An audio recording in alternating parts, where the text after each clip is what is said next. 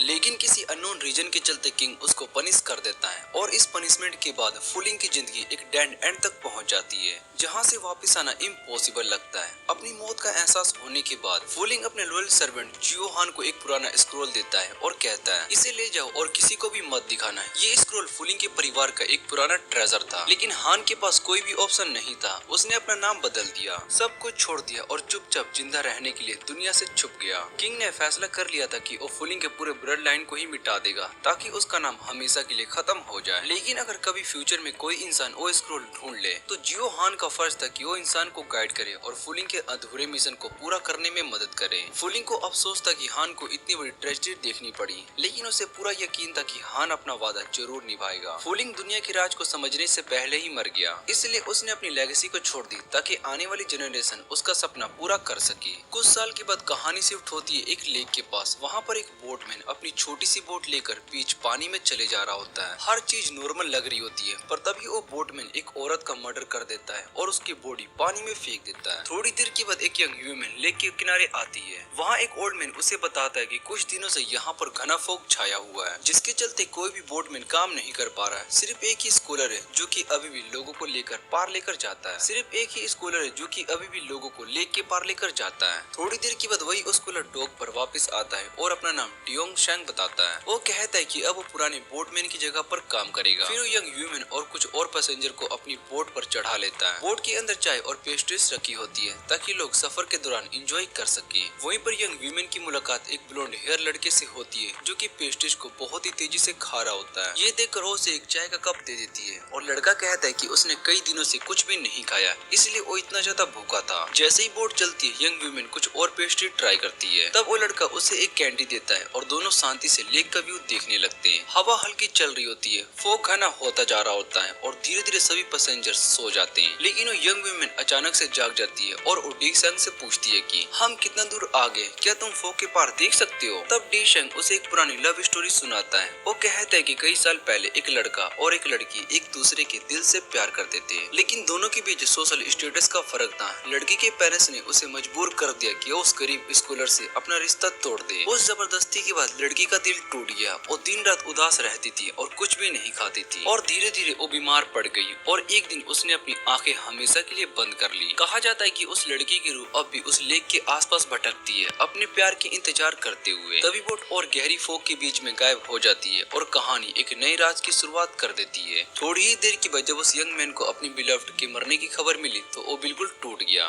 दुख के मारे उसने लड़की का बॉडी छुपा लिया और हर दिन उसके लिए आंसू बहाने लगा। दिन बीत गए, लेकिन एक दिन उसने उसी लड़की का चेहरा एक मिस्ट से ढकी हुई लेक के ऊपर देखा। अपनी बिलव्ड को पहचान कर वो तुरंत उसकी तरफ दौड़ने लगा, लेकिन डिस्टेंस इतना ज्यादा था कि वो सिर्फ किनारे से ही उसे देख पाया। धीरे धीरे समय के साथ उनके बीच का फासला और कम होता गया और एक दिन ऐसा है जब वो दोनों एक दूसरे के पास पहुंच गए। लड़का बिना सोचे समझे उस लड़की के पीछे उस लेक के अंदर चला गया। लोग कहते हैं कि वो अपनी बिलव्ड के साथ हमेशा के लिए मिल गया, लेकिन डी शैंग का मानना था कि स्कॉलर अपनी बिलव्ड से इसलिए मिल पाया था क्योंकि उसका अपना जीवन समाप्त होने वाला था और उसी मोमेंट पर दोनों की रूह एक हो गई। तभी ब्लोंड हेयर लड़का जाग जाता है और गुस्से में डी शैंग पर इल्जाम लगाता है। वो कहता है कि तुम ये सब उल्टा करने की कोशिश कर रहे हो, जिंदा लोगों की जान लेकर उन्हें मरने वाले लोगों को दुनिया से जोड़ना चाहते हो। उसने डी शैंग का प्लान एक्सपोज कर दिया और बताया कि उसने पेस्ट्रीज में ड्रग मिला रखा था ताकि सब लोगों को बेहोश किया जा सके। वो हंसते हुए कहता है कि ऐसी चीप ट्रिक मुझ पर काम नहीं करेगी। तभी वहाँ पर एक और बोट आती है जिसे एक मैन शटर कर रहा होता है। वो कहता है कि डी शैंग की कहानी सिर्फ झूठ और चाल है ताकि लोगों को गुमराह किया जा सके। उसके मुताबिक जो स्कॉलर उस कहानी में था वो सिर्फ एक पागल इंसान था जो कि अपनी बिलव्ड की याद में पागल हो गया था और उसने लेक में कूदकर खुद की ही जान ले ली। लेकिन डी शैंग मानने को तैयार ही नहीं था। वो चिल्लाता है कि उसने खुद अपनी बिलव्ड की रूह देखी है। वो कहता है कि बस कुछ और बलिदान चाहिए और सब कुछ हो जाएगा। ये सुनकर दूसरा आदमी बिना किसी हेजिटेशन के अपनी तलवार निकालता है और एक ही बार में डी शैंग को मार देता है ताकि वो भी अपनी बिलव्ड के साथ आफ्टर लाइफ में मिल सके। ब्लोंड हेयर लड़का ये सब देखकर बहुत ही हैरान हो जाता है और वो स्वॉर्डमैन से पूछता है कि तुमने उसे इतनी बेरहमी से क्यों मार दिया। स्वॉर्डमैन शांत टोन में कहता है कि उसने खून किया था और उसकी सजा मौत ही थी।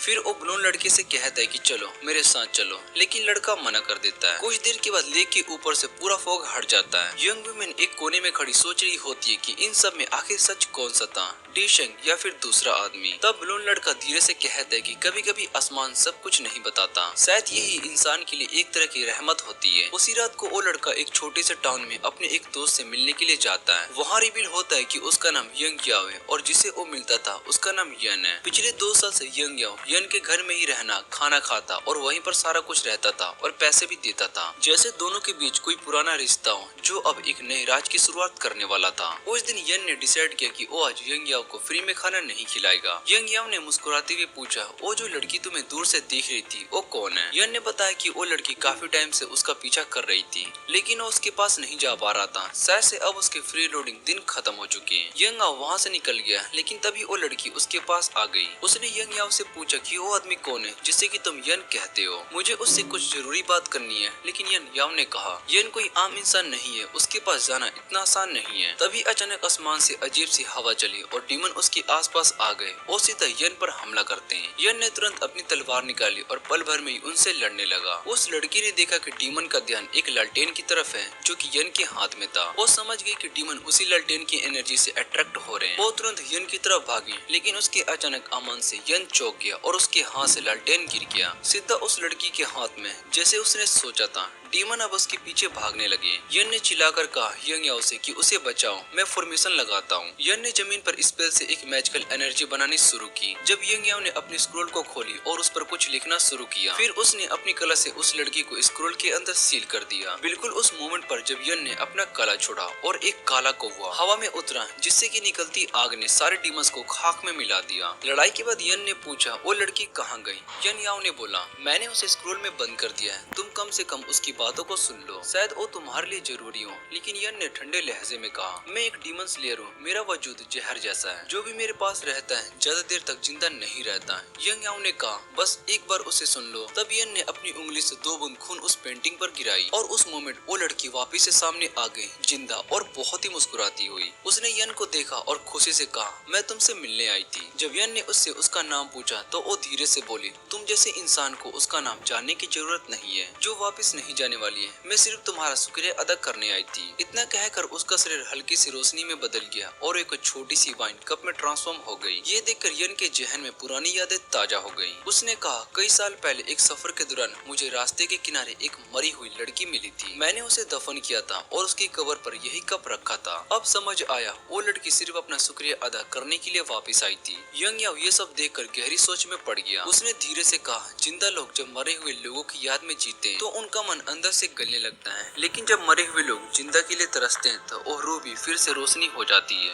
यंग ने फिर यान को खाना खाने के लिए बुलाया, लेकिन यन को पता था कि आखिरकार खर्चा उसी का होगा। अगले दिन सुबह यन के घर पर अचानक से कुछ मेहमान आ गए। ये लोग आम नहीं लग रहे थे, क्योंकि ये लोग उसके घर से काफी सारा शराब खरीदने के लिए आए थे। सफेद बाल वाली लड़की ने जैसे ही शराब ले ली, काली बाल वाली लड़की ने डिसाइड किया कि वो थोड़ी देर के लिए कुछ लोगों के साथ रुक जाएगी। सफेद बाल वाली लड़की ने उससे कहा कि वो अपनी मर्जी से काम कर सकती है, बस उसके मालिक को तकलीफ ना दे। जैसे ये लोग चले गए, यान को अचानक महसूस हुआ कि कोई उनके आसपास उसे देख रहा है, लेकिन उसने ज्यादा ध्यान नहीं दिया और अंदर चला गया। तभी यंग याओ फिर से अचानक आ गया और कहा कि वो यन को बधाई देने के लिए आया है, क्योंकि यन ने पिछले दिन सिर्फ एक ही शराब बेचकर अच्छी कमाई कर ली थी। अब तो उसने 10 गुना शराब बेच दी थी, इसलिए वो पक्का अमीर बनने वाला था। फिर असली मुद्दे पर आते हुए यंग याओ ने यन से पूछा कि क्या उसे इन लोगों का बैकग्राउंड पता है, क्योंकि ये लोग पैसे खुले तौर पर खर्च रहे थे और ये बिल्कुल आम लोग नहीं लग रहे थे। यन को पूरी तरीके से नहीं पता था, लेकिन ये मेहमान किन टियांग के नाम से जुड़े लग रहे थे।